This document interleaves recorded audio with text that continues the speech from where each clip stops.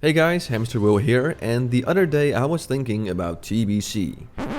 Oh wow, really? That's very original, Hamster. But hear me out. Now, while I understand that most of the discussions and content is circled around the level 60 to 70 part, I do want to show you guys some pretty cool changes from level 1 to 60, which is going to be pretty relevant to anyone leveling a new character in TBC. Or anyone who's looking to overhaul their twink in TBC, of course. What I'm talking about is that a whole bunch of items in TBC will be overhauled to have much better stats and making them much more competent. So what I did was scour a classic and TBC database and comparing a ton of items that drop in the dungeons while you level from 1 to 60.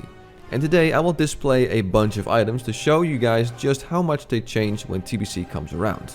Before we start, I do like to throw out a disclaimer, which is that we're mostly talking about caster items, as most of the items that were overhauled from Classic to TBC are in fact caster items.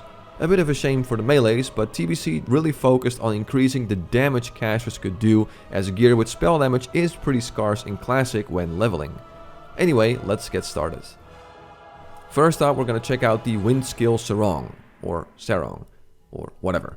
Leather pants with 7 agility, 10 intellect, 10 stamina and 20 spirit. Overall not too shabby because they do have decent base stats, but just look at the Burning Crusade version. 7 spirit, 10 stamina, 10 intellect and a massive 44 healing and 15 spell damage done. For level 49 pants, that is pretty darn amazing if you ask me, and I have no doubt thinking that this item could be an item to shoot for when making a level 49 twink, for instance. Okay, so the next item is probably one of my favorites on the list. The Embrace of the Wind Serpent, with 17 intellect, 9 stamina, 30 spirit and 12 nature resistance. Again, pretty decent base stats, but just look at the TBC version. 12 spirit, 17 intellect, 9 stamina and a massive 35 damage and healing done at level 50. That is pretty insane, and even at level 60 it's still a very powerful item, and it even beats out some tier 1 items in terms of offensive stats. That is just amazing in my book. Unfortunately, getting this item is very hard. First up, you need someone with the egg to summon the extra boss in Sunken Temple, and even then it only has a drop chance of 0.17%. So yeah, not exactly an item worth farming over and over again for some weird level 60 twink or something. But it is undeniably a huge overhaul compared to the classic version. And in the odd case that you do get these, you'll get a huge boost in damage and also stand out from the crowd with its unique combo of color scheme and looks. You'll definitely be a head turner no matter where you go. Next up, the Bad Mojo Mask, a mask with 24 intellect and 14 shadow spell damage done. Pretty good for warlocks and shadow priests, but unfortunately that shadow damage makes it not very viable for anyone else. However, in TBC this item now has 12 intellect and a pretty darn good 27 damage and healing done. So while it hands in some intellect, this item is now very interesting for any caster that does damage. Next up, I'll mention an item from Mardon, which is the chloromesh girdle. A green cloth belt with 20 nature resistance. Pretty darn nice for Ankiraj, but of course not really that relevant anymore in TBC.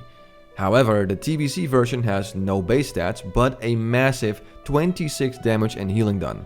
Now, this item has glass cannon written all over it, and it is one of, if not the belt with the most damage and healing done on it compared to anything else you'll encounter while leveling and running dungeons. Next up, I want to give the hunters and enhancement shamans some love with mentioning this item, the rock shard pauldrons. In Classic they give you 2 strength, 9 intellect and 9 spirit. That's it.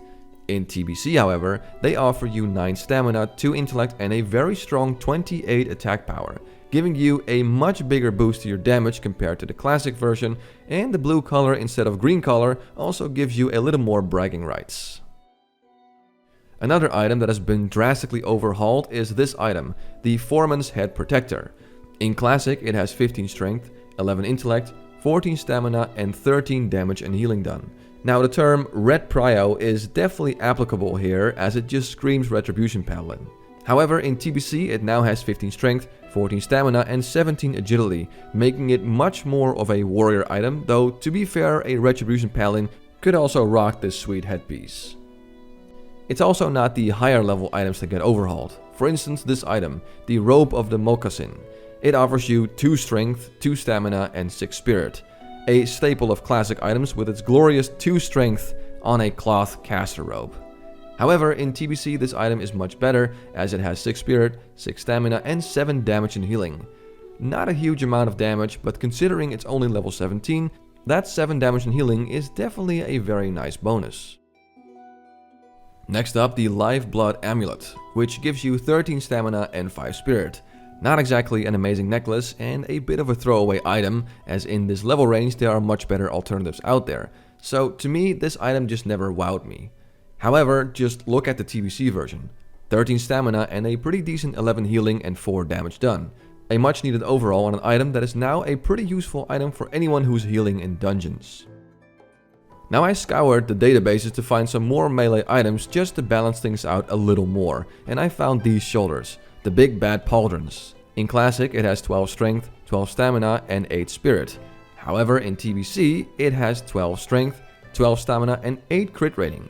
Now, while that 8 crit rating doesn't seem so impressive at level 60, at level 45 that's a pretty good chunk of extra crit rating, so definitely a good item to shoot for as a warrior or red paladin. Up next is the feather skin cape, a cloak with 4 intellect, 4 stamina and 15 spirit. Another item with just some pretty basic stats, making it a pretty forgettable item altogether. However, in TBC it has 4 stamina, 4 intellect and a massive 18 damage and healing done. On a level 49 cloak, which again makes this a pretty darn sweet level 49 twink item, as there's almost no cloaks at this level range that can come even close to the massive 18 damage and healing done that this one has. Alright, now to give melee some love one more time, I'd like to talk about the oilskin leggings. Green leather pants with 13 agility and 12 spirit. Nothing really to write home about. But in TBC it now has 18 agility, 17 stamina and that sweet blue color, which is a huge increase in stats, and instead of 12 spirit you now get a pretty good chunk of stamina and some more agility. All in all, it's not exactly mind-blowing, which kinda proves my point that most melee and hunter items in TBC do not get a pretty huge overall. There are a lot of items that are reworked to have agility and extra attack power, but then again, agility was also reduced to 1 attack power per 1 agility, compared to Classic's 2 attack power per 1 agility, depending on your class.